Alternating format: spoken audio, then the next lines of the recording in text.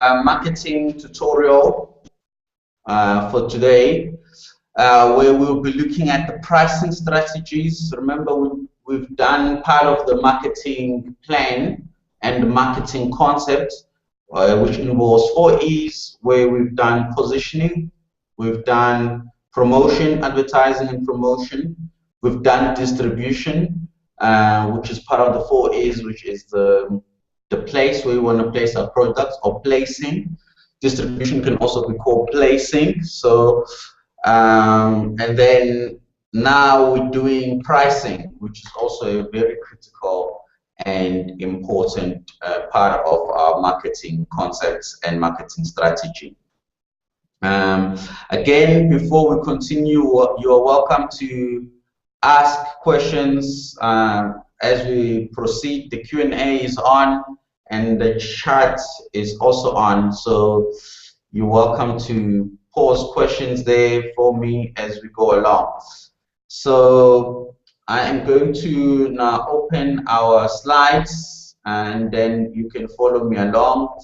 I have placed some of the chapters that we've done on Funda, so that should be available to you and you should be able to find that easily.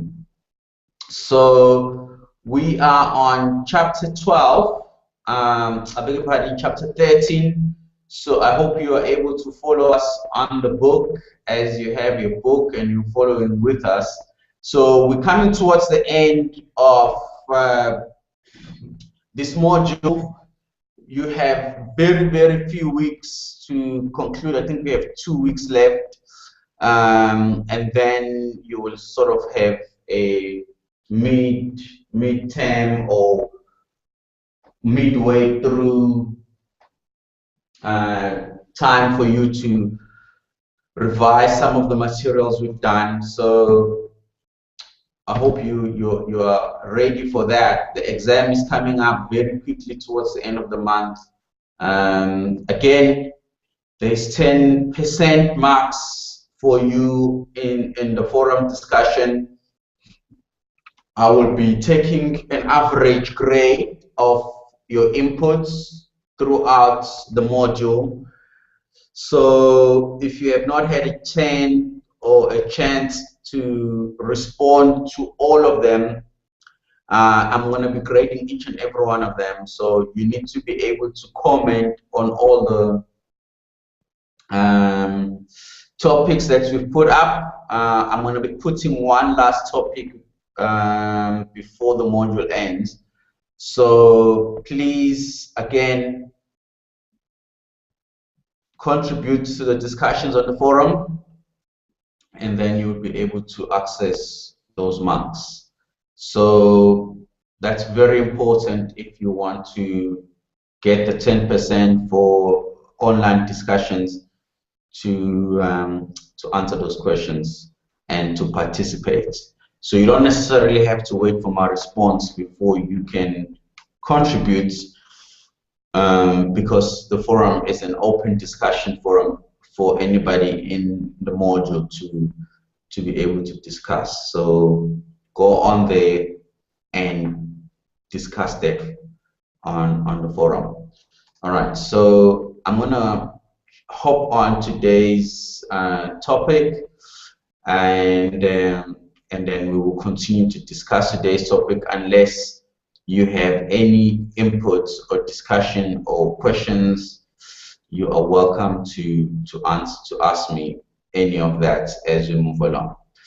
So we are still following the marketing 4th edition by Lamb, Hay, and the rest. We are now in chapter 13. We're dealing with pricing concepts, and we are dealing with setting the right price. How do we set the right price for our product? So the importance of the price to marketing managers. Why do we set prices the way we do? So how do we set a price from a demand point of view? How do you set a price from a cost perspective? And what are other determinants that can help us set the price? So, and then if we have more time, we look at how to set the price on a product. So again, before I continue, most of what we're doing here is not enough to give you a good enough perspective on the price and pricing strategy or any of the topics we do during these sessions.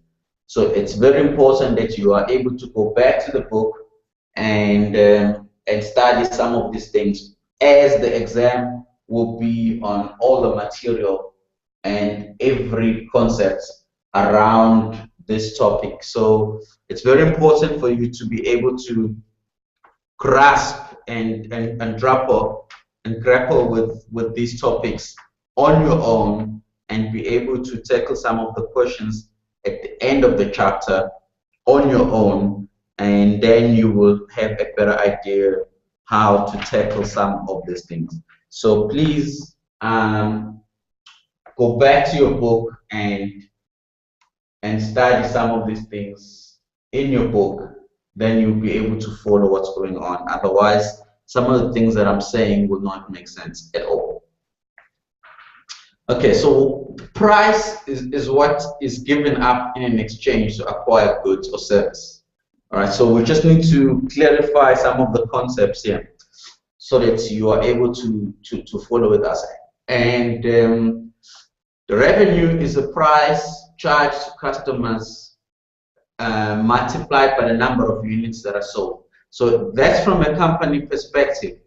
So all the money that customers pay for our products, if we look at all of those quantities, it gives us the revenue on a particular unit that has been sold. Okay, so on all the units that have been sold, if you take that and all the money that have been paid for those units that have been sold, that's called revenue. And then profit is what's left over after all the activities have been paid for. So profit is what's left over after we've paid for the packaging of the product. We've paid for the salaries for the people who made the product. We've paid for the trucking company that transported our product. We've paid for the shelf at Pick n Pay that they charge us. We've paid for that. We've paid for everything that's involved in making sure that the product is produced and taken to the customer and sold to the customer. So our marketing efforts, our sales efforts, our business efforts, everything goes to be paid out of the revenue, and then we have whatever is left over becomes what we call profits in very broad sense. We have different types of profits, but for now, that's what we're gonna stick to. Prices must represent value to buyers to facilitate exchange. So the price must match the value that has been created. Prices must not be too low or too high. So we will look at that a little bit more. Prices can influence perceptions and positioning, and it can also be used as a competitive advantage. So if a business is able to charge a lower price for a relatively good quality product, it can create a competitive advantage. One good example I can give you, many of you might know or be aware of a new competitor to Clicks called Dis-Chem. Dis-Chem has used price as a competitive advantage. So you can go to Dis-Chem and find a similar product as you will find at Clicks at a 20% discount. So customers know that if they go to Dis-Chem, they'll get better price, they'll get a discount on any product, almost on any product. So that becomes a competitive advantage. Why is it a competitive advantage? Because Clicks cannot match that price. So if your competitors cannot match your price, it becomes a competitive advantage. It is an advantage on your competition. Okay, so, but it also, price says a lot about perception of your product. So the price of a BMW says something about the perception of BMW, its prestige. So you can compare the BMW to a similar product offered by Hyundai, but your perception of Hyundai compared to BMW on the similar product is very different, and what's causing that is the price of the product. All right. So we'll talk more about that as well. So price becomes a very, very important tool to marketing practitioners in terms of things that are not seen, things that you cannot touch, things like perception. So the way your products, people think about your product, say, I mean, the way you price your product says a lot about what people think about your product. So price then becomes a tool in the marketer's hands for that. Okay. So now let's look at pricing objectives. So how do we look at price, and how do we, what are we aiming for in our objectives? So if we're aiming for profit in our pricing strategy, then we need whatever price that we give for our product has to maximize profit for our business. It has to give satisfactory profits for our business, and we have to reach our return on investment. All right. What is return on investment? Return on investment is net profits over total assets. Okay. So we have, for instance, in your book, there is an example that's given about Crawford's Cosmetics, which had assets of 4.5. That means that in order for them to create this cosmetic company, or to create these cosmetics, they had to put in 4.5 million rands of their own money. And then the net profit that they've been able to generate in the previous financial year is 550,000 rand. And their target return on investment was 10%. But what they actually achieved was 12.2%, because if you take 550,000 over 4.5 million, that's what you get. So as you can see here, the ROI for Crawford Cosmetics exceeds their target of 10%, which indicates that the firm is doing better than they have anticipated.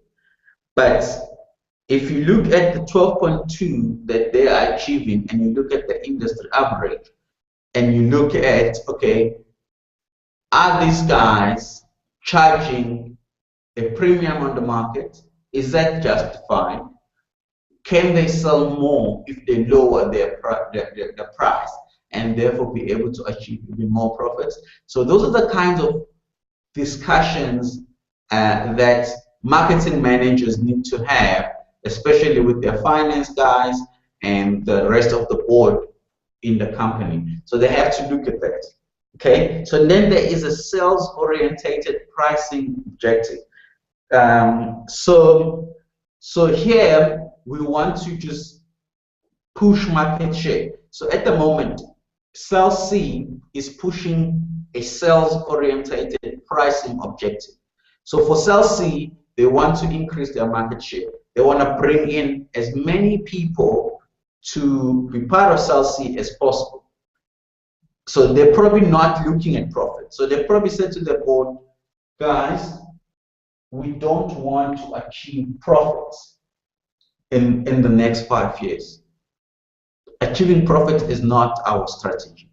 We want to issue as many Cell C SIM cards as possible, whether on contract or on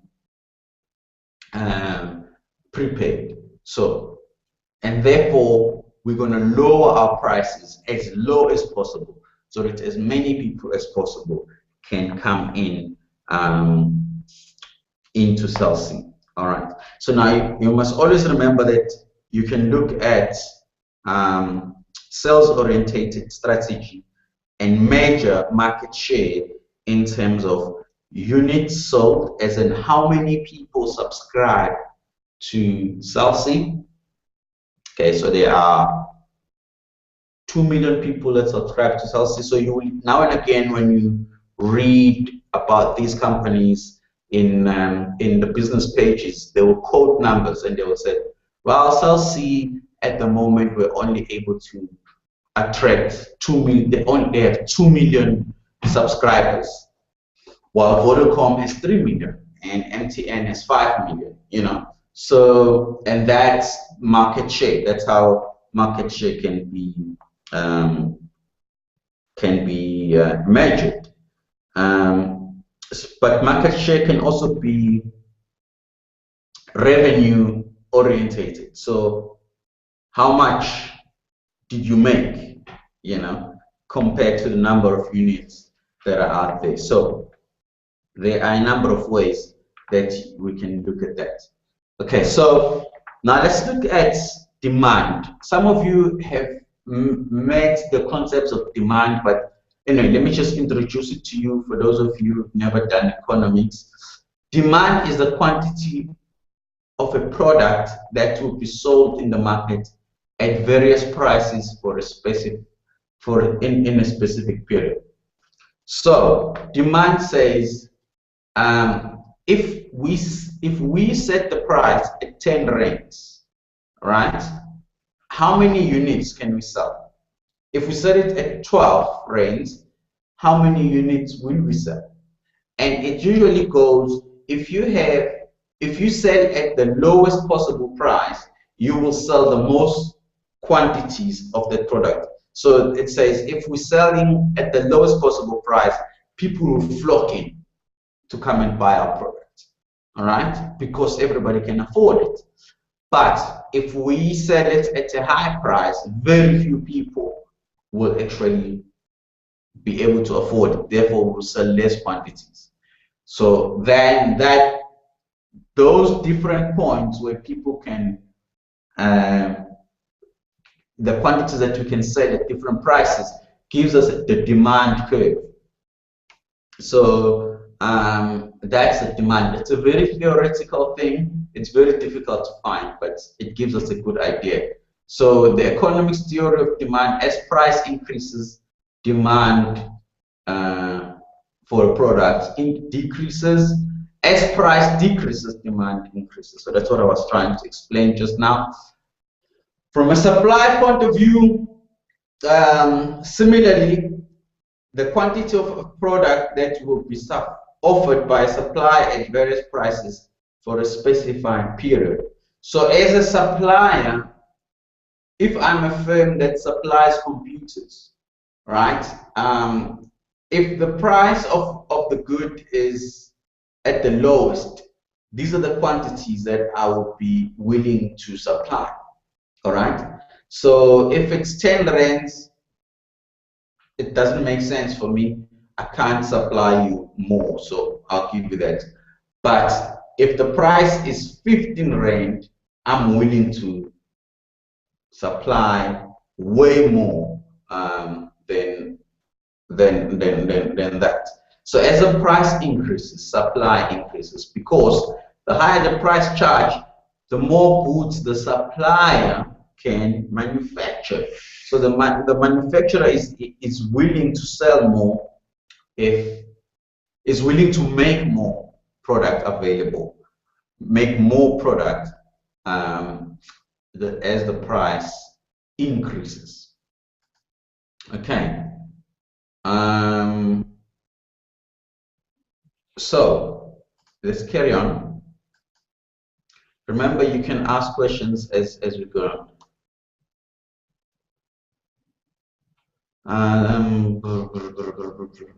Someone has asked a question in the Q&A if I can join, and whether it's, I'm not sure what you're asking me. Just ask that again. I'm not sure who is even asking the question. But you definitely can join us. You're welcome to join us. we're dealing with the pricing strategy. All right, pricing strategy. How to set the price of products. Okay, so if we take the supply curve and the demand curve, it gives us a point where the two curves meet. All right, so what is the price where the supplier would be able to meet the demand, and that gives us a price, an equilibrium price. All right. All right. So here are some things that are very important to understand. Elasticity of demand. How do consumers respond to changes in price? Elastic demand is when consumers are willing to buy more of the product as a price change. Inelasticity, that means people don't respond as much to increases or decrease in price, so they sort of stay flat.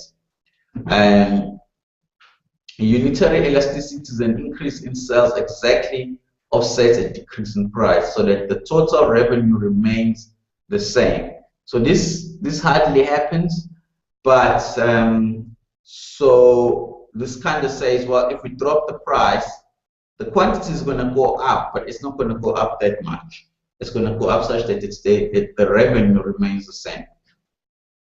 Okay, how do we measure elasticity of demand?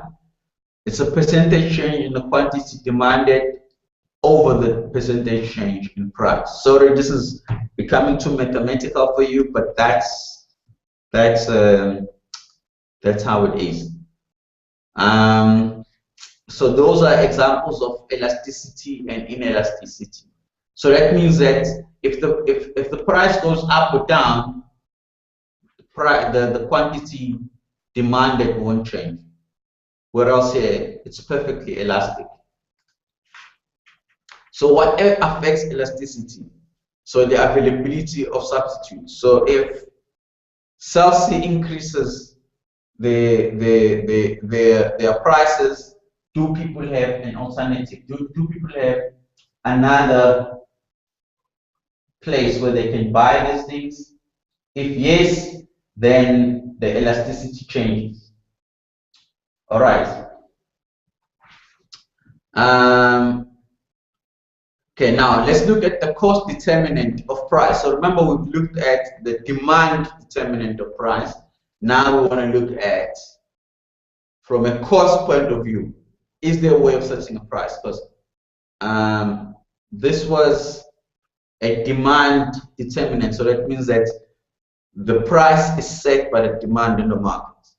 All right, so that's what that exercise was about. Now we want to look at the cost perspective. So inside the business, what drives the prices? Okay, so we say sometimes firms minimize or ignore the importance of demand and decide to price their product solely based on cost. So for instance, South Africa's largest cement maker, PPC, increased cement prices by 15% in 2009 as high energy costs and electricity put pressure on operational costs. So for instance, Eskom does not increase the price of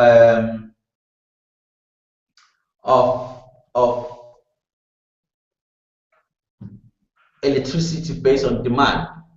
It's based on their own costs and their own internal cost variance. Okay, variable cost is the cost that change with changes in the level of production. Okay, so as production goes up, the costs go up.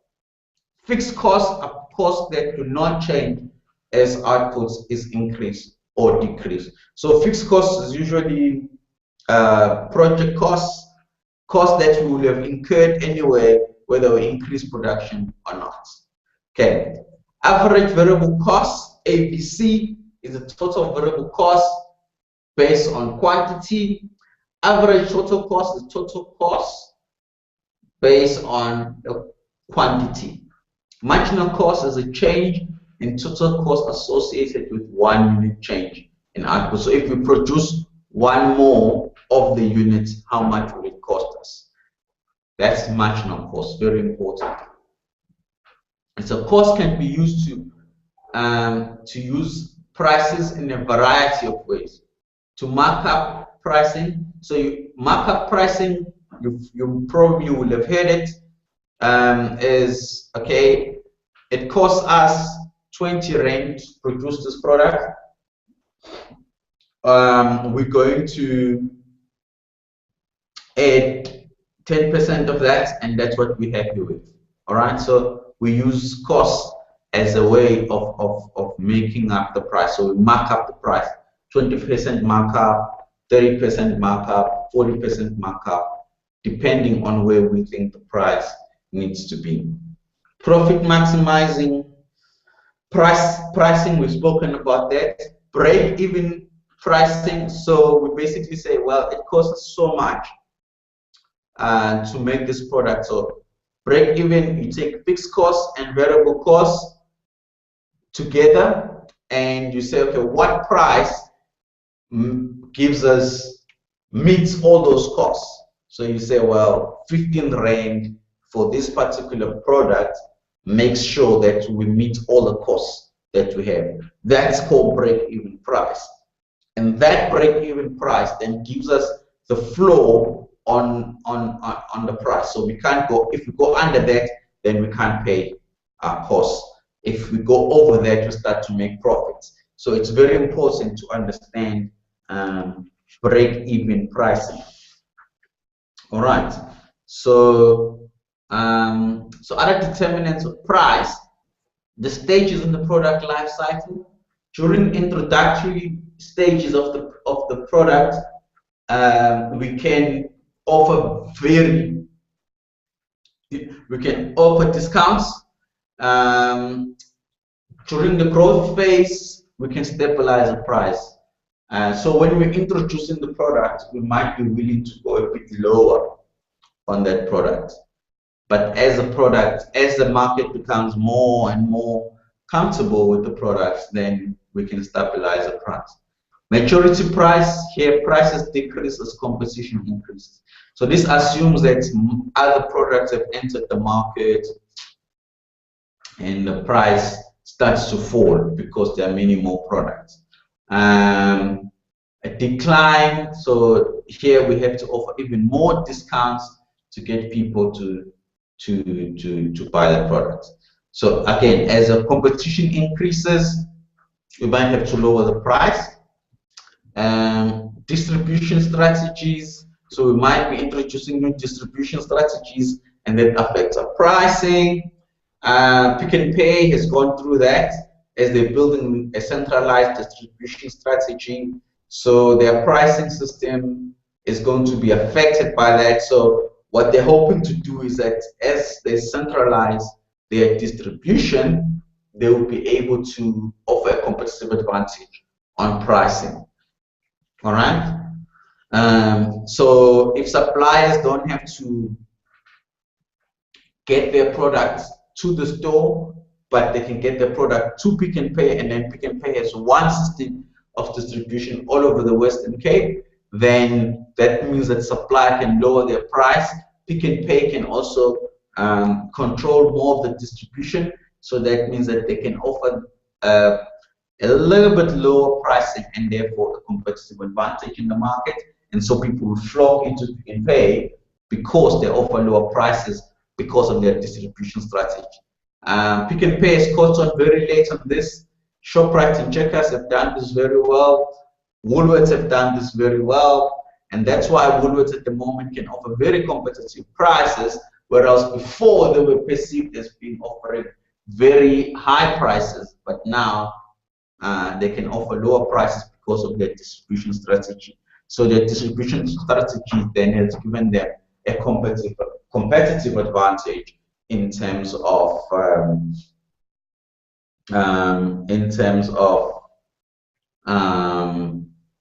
their pricing. All right, marketing communication. So we can lower prices to attract Again, the retailers do this very well. Pick n Pay does it very well. As part of their marketing communication, Shoprite do this very well. They have a promotion, like Shoprite have heydays where they flood the market with marketing communication that they offer low prices and people flood into their stores. And you've seen various retailers doing a birthday sale or whatever, so they're trying to get customers to come there because it's their birthday sale.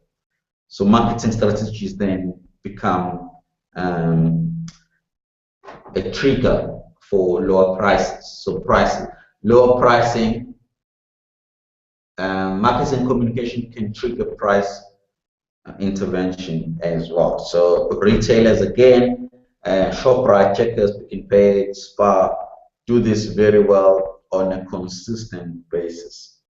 Okay, the relationship between price and quality, again, perception of higher quality can give us a price determinant. So I've spoken about Mercedes-Benz, BMW, spoken about difference between Pick n Pay and Woolworths. It's all based on a perception on quality. All right. Excuse me. Nestle coffee, for instance, instant coffee. Why is Nestle more expensive than real coffee? It's just a perception on quality. Okay. So that determines the price in terms of those two things. All right.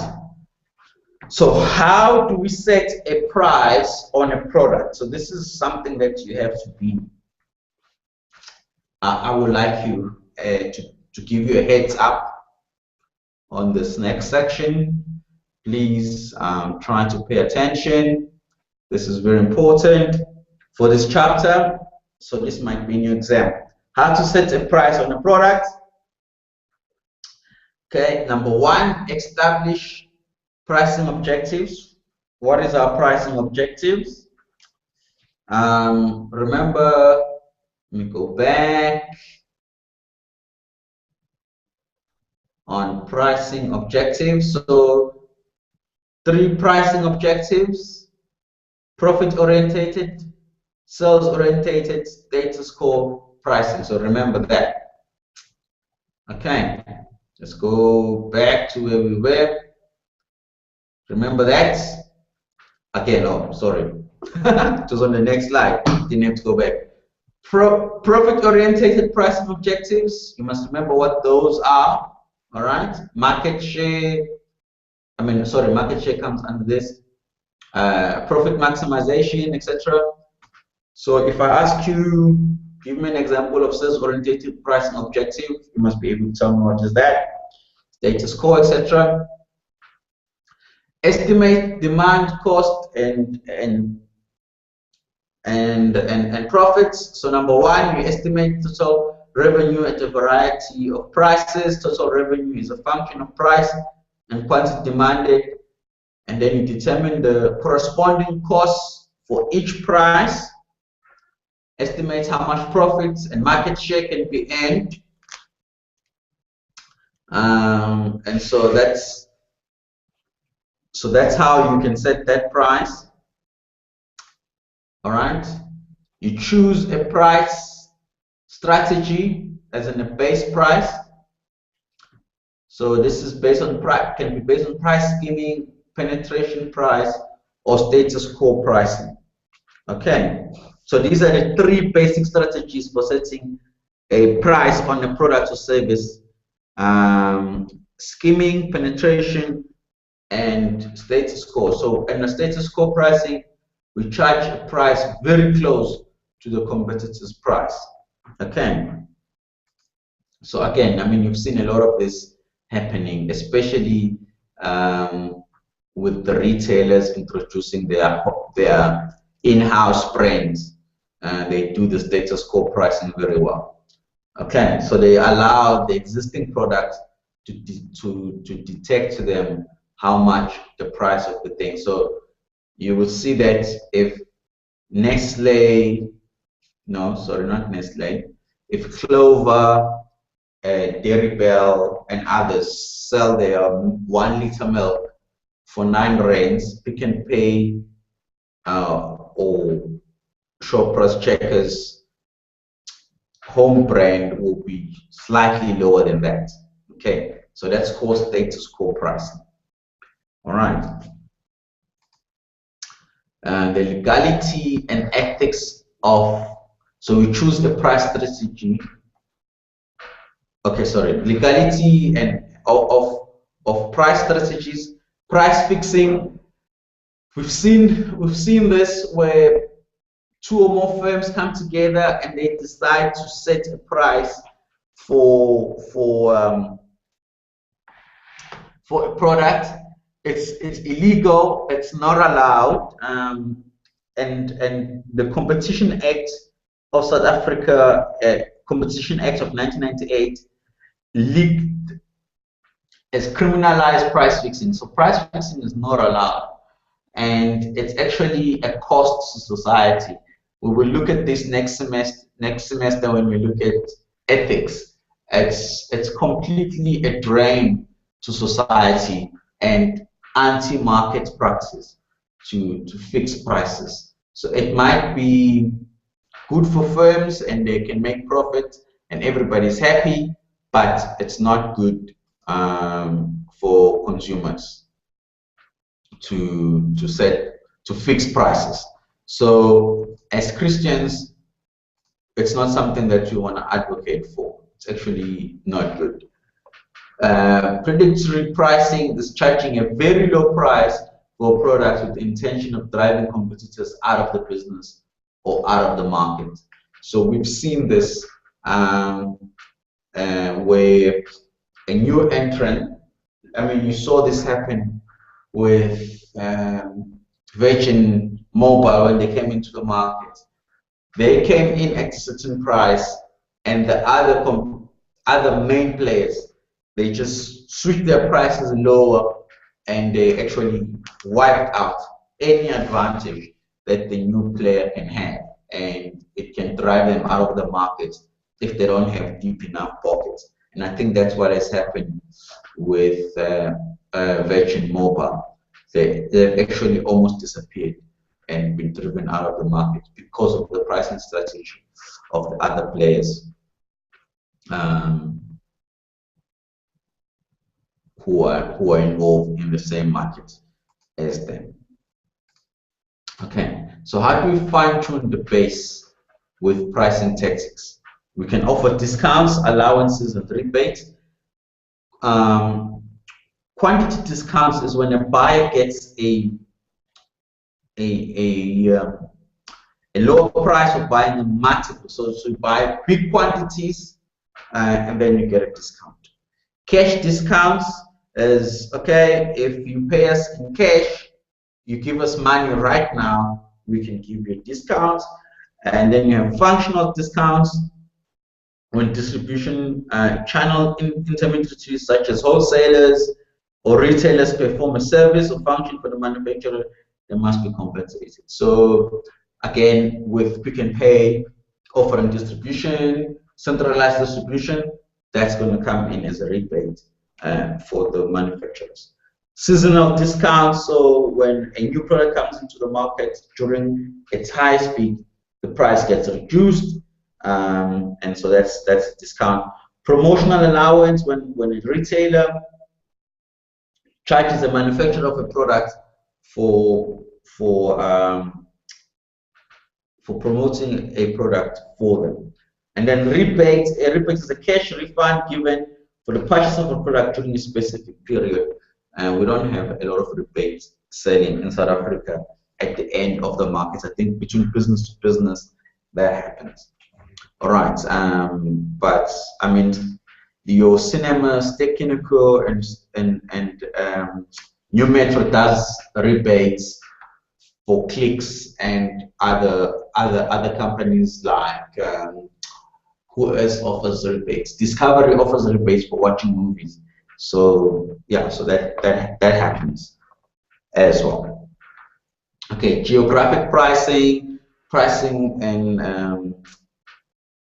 at you know the if you go to international flights, you have the free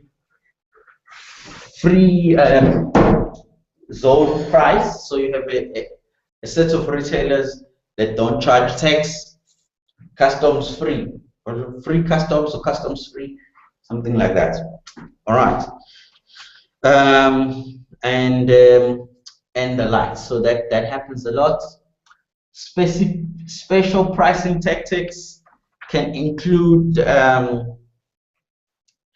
like the 5 rand store. How many of you know the 5 rand store, where you go to a store and everything in that store is 5 rands or 10 rands or 20 rands, the 20 rand store. All right, and then you have flexible pricing. In Durban, this happens a lot, where you can go in and negotiate with the seller, and you can buy something for less. Okay, so I've explained some of those things to you.